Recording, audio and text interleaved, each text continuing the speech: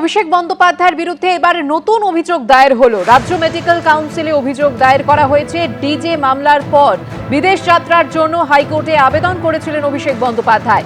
হাইকোর্টে জমা দেওয়া মেডিকেল সার্টিফিকেট নিয়ে এবার অভিযোগ দায়ের হয়েছে। চিকিৎসকের নাম থাকলেও রেজিস্ট্রেশন নম্বর না থাকার অভিযোগ।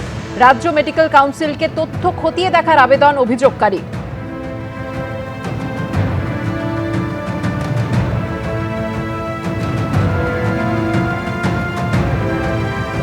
ডিজে মামলার পর বিদেশ যাত্রার জন্য হাইকোর্টে আবেদন করেন অভিষেক বন্দ্যোপাধ্যায়। হাইকোর্টে জমা দেওয়া মেডিকেল সার্টিফিকেট নিয়ে এবার অভিযোগ উঠল। রাজ্য মেডিকেল কাউন্সিলে অভিযোগ দায়ের করা হয়েছে। যে মেডিকেল সার্টিফিকেট জমা দিয়েছিলেন অভিষেক বন্দ্যোপাধ্যায়, সেখানে চিকিৎসকের নাম থাকলেও রেজিস্ট্রেশন নম্বর ছিল না। রাজ্য মেডিকেল কাউন্সিলকে তথ্য খতিয়ে দেখার আবেদন জানিয়েছেন অভিযোগকারী। অভিষেক বন্দ্যোপাধ্যায়ের বিরুদ্ধে ডিজে মামলার মামলাকারী বাগুইআটির বাসিন্দা রাজীব সরকার একাধিক অভিযোগ জানিয়েছেন বিভিন্ন থানায়, বিধাননগর পুলিশ কমিশনারেট সহ বিভিন্ন জায়গায়। এবার তিনি ওয়েস্ট বেঙ্গল মেডিকেল কাউন্সিলের দ্বারস্থ হয়েছেন। আজ যে চিত্র দেখা যাচ্ছে যে একেবারে তিনি ওয়েস্ট বেঙ্গল মেডিকেল কাউন্সিলের সামনে এসেছেন এবং সেখানে তিনি যান। সেখানে গিয়ে কিন্তু অভিষেক বন্দ্যোপাধ্যায়ের বিরুদ্ধে একটি নতুন অভিযোগ দায়ের করেছেন এবং তা তদন্ত করে দেখা প্রয়োজন বলে মেডিকেল কাউন্সিলকে তিনি আবেদন জানিয়েছেন। রাজীববাবু, আজকে ওয়েস্ট বেঙ্গল মেডিকেল কাউন্সিলকে আপনি কি আবেদন জানালেন এবং অভিযোগটাই বা কী রাখলেন? The Medical Council of India clause number 1.4.1 এই রুলসে বলা আছে যে কোনো মেডিকেল সার্টিফিকেট যদি কোনো ডাক্তার দেন, কমপক্ষে তার রেজিস্ট্রেশন নাম্বারটা থাকবে অথবা তার অ্যাড্রেস থাকাটা অত্যন্ত জরুরি। কিন্তু অদ্ভুতভাবে এই যে ডকুমেন্টটাকে শো করে উনি বিদেশ যাবেন, আমেরিকা যাবেন বলে উনি সার্টিফিকেট জমা করেছেন, সেই সার্টিফিকেটে এইগুলো কিছু নেই। তার মানে এটা দাঁড়াচ্ছে যে উনি কলকাতা হাইকোর্টে যে ডকুমেন্টটা জমা করেছেন সেটা তদন্ত সাপেক্ষ। যদি এই ডকুমেন্টে যদি দেখা যায় যে হ্যাঁ ডাক্তার উনি জেনে শুনে এইরকম একটা সার্টিফিকেট দিয়েছেন, তাহলে অ্যাজ পার ল মেডিকেলের যে রুলস আছে সেই রুলস অনুযায়ী সেই ডাক্তারের বিরুদ্ধেও ব্যবস্থা হোক এবং অভিষেক ব্যানার্জির বিদেশ যাত্রার বিষয়টা ক্যান্সেল করা হোক।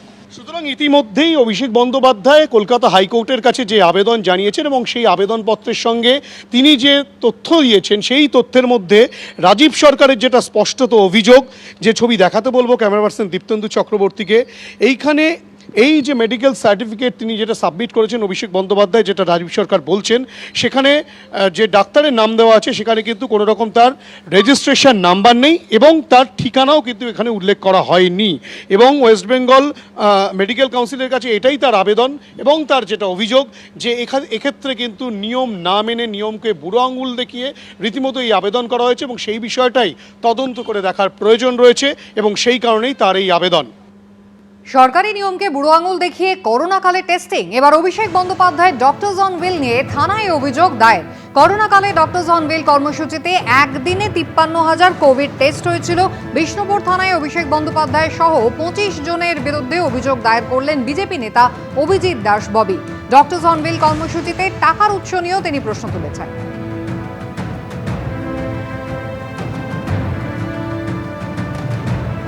53,203কে ও আর কি টেস্ট করেছিল, আর তার মধ্যে মাত্র 1,151 জন মাত্র নাকি পজিটিভ বেরিয়েছে।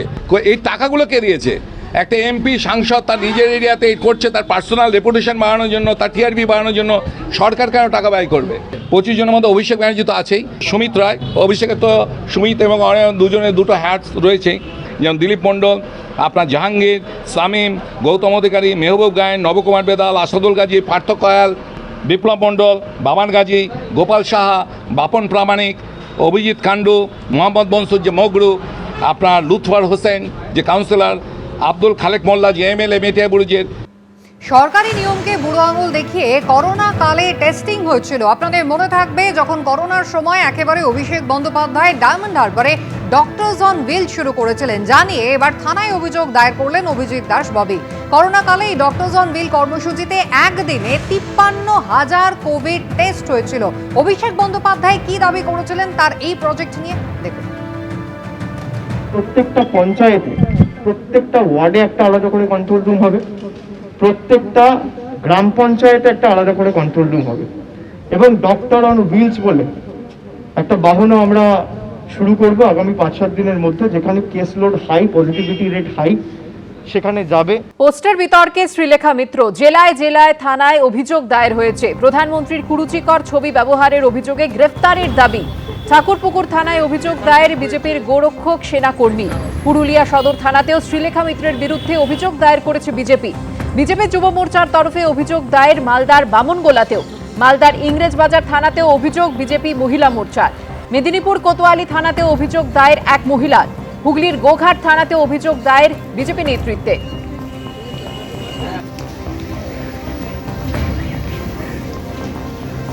পরশু যে ধরনের ঘটনা ঘটেছে তা দেশদ্রোহিতা সামিল বলে আমরা মনে করি। দেশের প্রধানমন্ত্রী যে ধরনের ছবি এরা প্রকাশ্যে নিয়ে এসছেন, অবিলম্বে শ্রীলেখা মিত্রদের গ্রেপ্তার করা উচিত।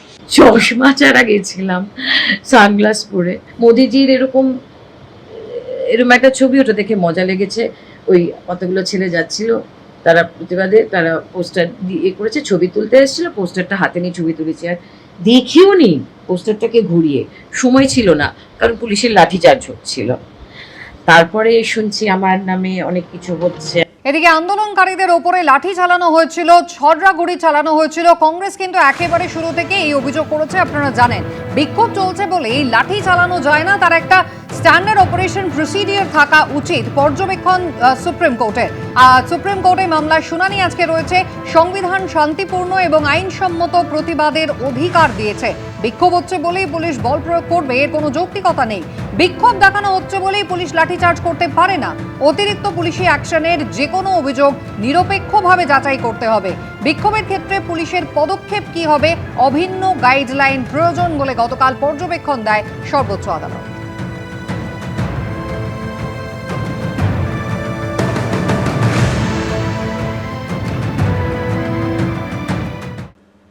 বিজেপির সঙ্গে মিশে যেতে পারে এনসিপিআই, এই নিয়েই এখন জল্পনা তুঙ্গে।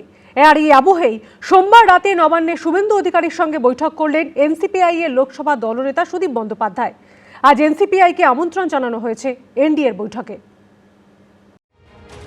আজ বিজেপি নেতৃত্বাধীন এনডিএর বৈঠকে ডাক পেয়েছেন তৃণমূলের বিদ্রোহী 20 জন, যারা এখন এনসিপিআই এর সঙ্গে মিশে গেছেন। তার আগে সোমবার নবান্নে গিয়ে মুখ্যমন্ত্রী শুভেন্দু অধিকারীর সঙ্গে বৈঠক করলেন এনসিপিআই সাংসদ সুদীপ বন্দ্যোপাধ্যায়। দুজনের মধ্যে প্রায় 40 মিনিট বৈঠক হয়। এনসিপিআই সূত্রে খবর, বিজেপি নেতৃত্বাধীন এনডিএর দ্বিতীয় বৃহত্তম শরিক হিসেবেই থাকতে চায় এনসিপিআই। এ বিষয়ে মুখ্যমন্ত্রীর সঙ্গে সুদীপ বন্দ্যোপাধ্যায়ের আলোচনা হয়।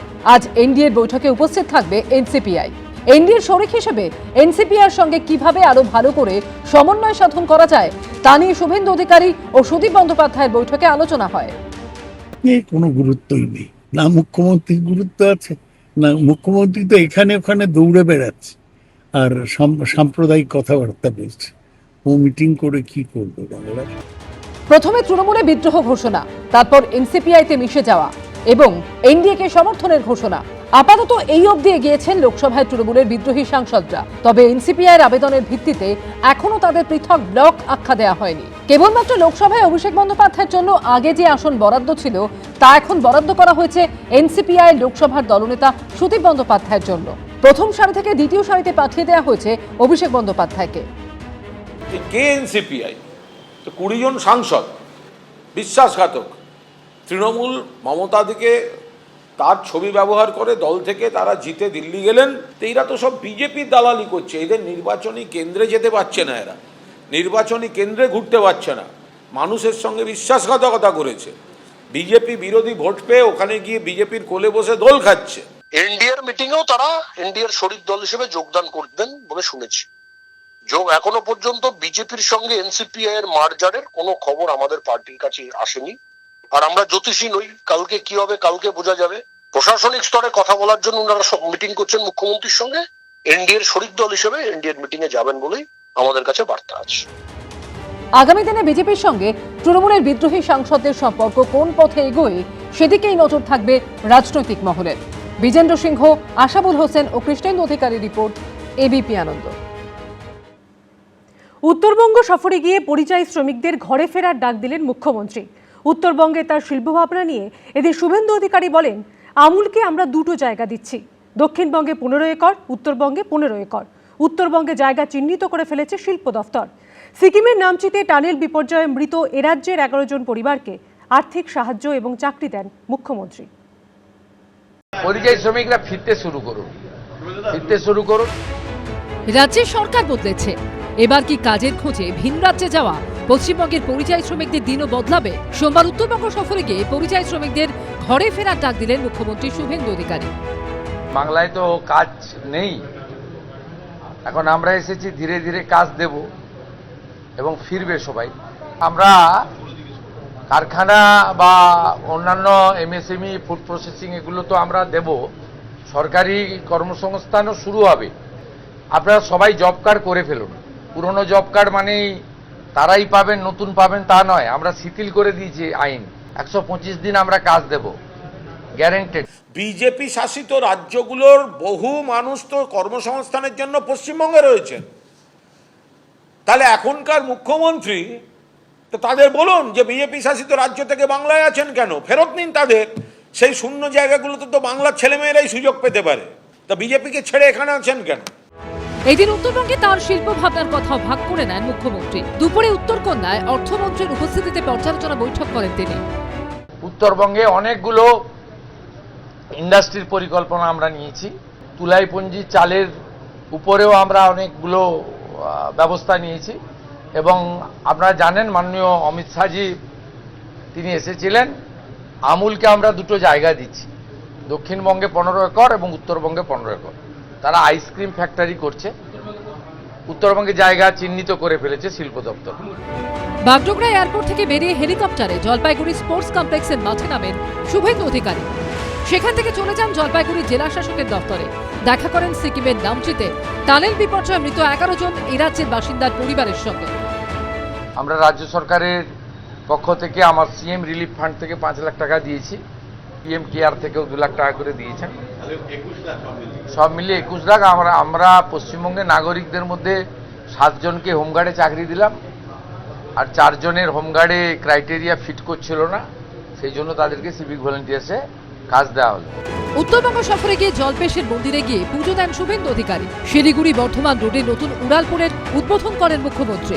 শিবাশিস মৌলিক, আশাবুল হোসেন ও রাজা চট্টোপাধ্যায় রিপোর্ট, এবিপি আনন্দ। দেবোত্তর সম্পত্তি থেকে সরকারি জমি দখল। মালদার মালতীপুরের তৃণমূল বিধায়ক আব্দুর রহিম বক্সির বিরুদ্ধে সামনে আসছে একের পর এক অভিযোগ। যদিও তার বিরুদ্ধে ওঠা সমস্ত অভিযোগ অস্বীকার করেছেন কালীঘাটপন্থী তৃণমূলের এই বিধায়ক। অভিযোগ নিয়ে তদন্ত শুরু করেছে পুলিশ। মালদার মালতীপুরের তৃণমূল বিধায়ক আব্দুর রহিম বক্সির বিরুদ্ধে সামনে আসছে একের পর এক অভিযোগ। দেবোত্তর সম্পত্তি দখল থেকে সরকারি জমি দখল। মালদার রতুয়ার বাসিন্দা শকুন্তলা ঘোষ। রতুয়া বিডি অফিসের সামনে তার 80 শতক জমি রয়েছে, যা দেবোত্তর সম্পত্তি।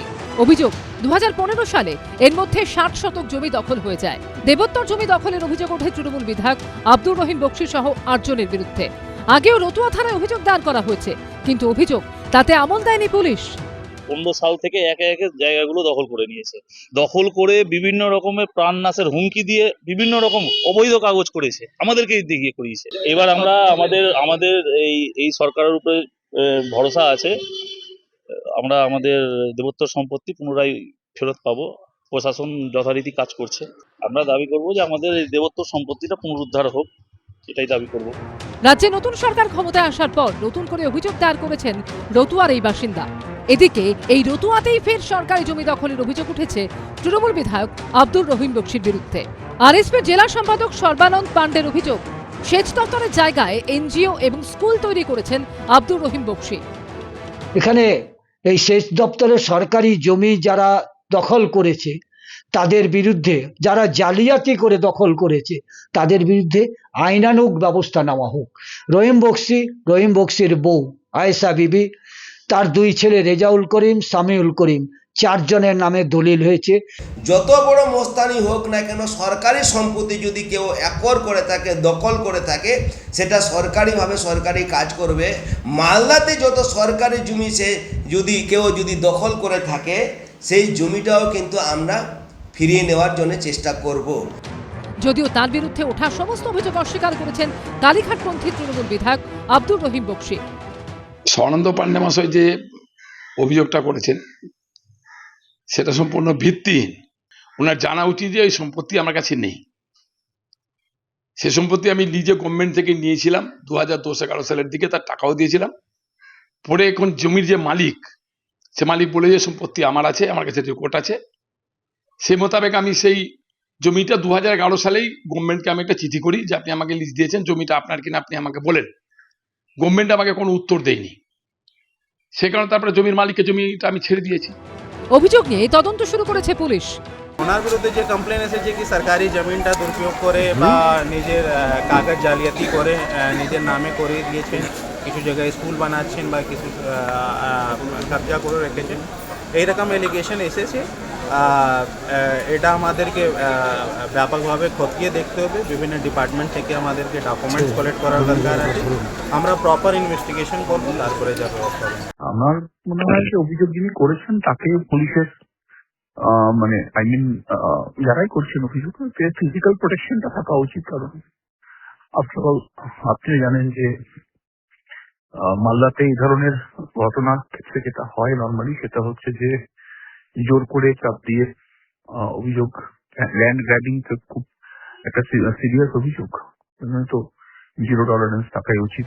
শেষ পর্যন্ত তদন্তে কি উঠে আসে সেদিকেই নজর রাজনৈতিক মহলের।